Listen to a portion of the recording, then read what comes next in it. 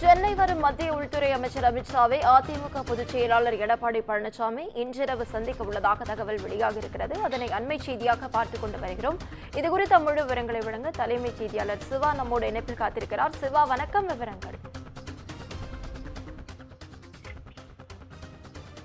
நவீனா, மத்திய உள்துறை அமைச்சர் அமித்ஷா இன்று இரவு சுமார் 10:30 மணி அளவுல சென்னை வர இருக்கக்கூடிய நிலையில் சென்னை வரும் மத்திய உள்துறை அமைச்சர் அமித்ஷாவை இன்று இரவே சந்திக்க திட்டமிட்டிருக்கிறார் அதிமுகவினுடைய பொதுச் செயலாளர், சட்டமன்ற எதிர்க்கட்சி தலைவர் எடப்பாடி கே பழனிசாமி.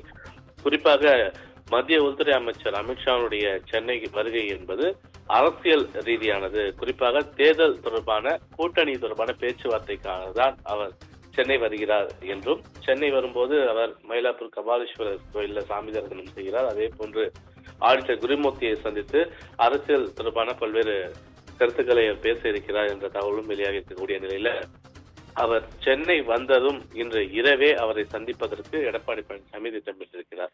பகல்ல சந்திப்பு நிகழ்ந்தால் பல்வேறு விவாதங்களை ஏற்படுத்தும் என்பது போன்ற பல்வேறு கருத்துக்கள் எல்லாம் அதிமுகவில் பேசப்பட்டு வருகிறது. அதன் அடிப்படையிலேயே கடந்த 2021ஆம் ஆண்டு நடைபெற்ற சட்டப்பேரவை தேர்தலில் கூட கூட்டணி தொடர்பான பேச்சுவார்த்தை நடைபெறும் போது அமித்ஷாவினுடைய வருகையின் போது எடப்பாடி பழனிசாமி நேரடியாக நள்ளிரவில் தான் சந்தித்து பேச்சுவார்த்தை நடத்தியிருந்தார். கிட்டத்தட்ட 1 மணி வரை பேச்சுவார்த்தை எல்லாம் நடந்த நிகழ்வுகள் எல்லாம் அரங்கேறி இருக்கின்றன. அந்த அடிப்படையிலேயே மத்திய உள்துறை அமைச்சர் அமித்ஷாவை இன்று இரவே சந்திப்பதற்கு எடப்பாடி பழனிசாமி திட்டமிட்டு இருப்பதாகவும், அப்போது அதிமுகவினுடைய முக்கிய நிர்வாகிகள், குறிப்பாக தலைமை நிலைய செயலாளர் SP வேலுமணி உள்ளிட்ட பல்வேறு முக்கிய நிர்வாகிகள் அவருடன் இருப்பார்கள் என்றும் எதிர்பார்க்கப்படுகிறது. எனவே சென்னை கிண்டியில் இருக்கக்கூடிய நட்சத்திர விடுதியில் மத்திய உள்துறை அமைச்சர் அமித்ஷா தங்கக்கூடிய அந்த விடுதியிலேயே வைத்து இந்த சந்திப்பு நடைபெற இருப்பதற்கான ஒரு சாதகமான சூழல் ஏற்பட்டிருக்கிறது. எனவே இந்த சந்திப்பின் போது கூட்டணி தொடர்பான இந்த ஒரு பேச்சுவார்த்தை